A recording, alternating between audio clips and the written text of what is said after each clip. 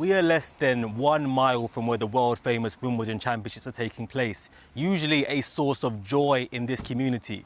But that joy has been replaced by sorrow when that Land Rover ploughed onto the grounds of a popular school. There has been an arrest and there is a police investigation that will bring clarity as to what happened and how.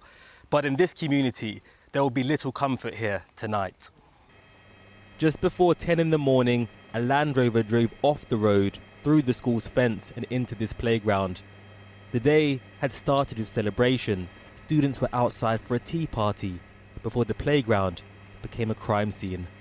Our officers, along with colleagues from other emergency services, provided first aid to a number of people who had been injured. Very sadly, one of the children, an 8-year-old girl, died at the scene. Our thoughts are with her family at this incredibly difficult time. A woman in her 40s has been arrested on suspicion of causing death by dangerous driving.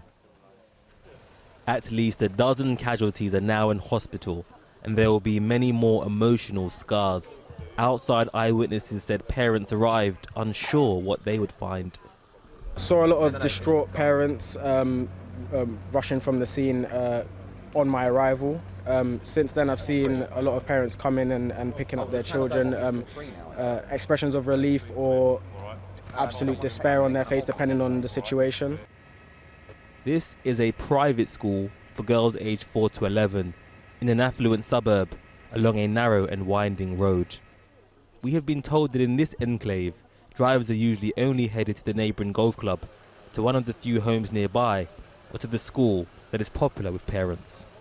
My daughter many years ago was educated here. We had an incredibly happy time as a family. This is a well-liked, well-respected school. Many local Wimbledon families choose to send their girls here. And so it's got a very close community as a school, but also a big impact in the local community as well. This is now a criminal matter as the police investigate just how the end of term became the start of mourning. So this has been a devastating time for this community and the school in particular. Whilst we've been here, they've released a statement.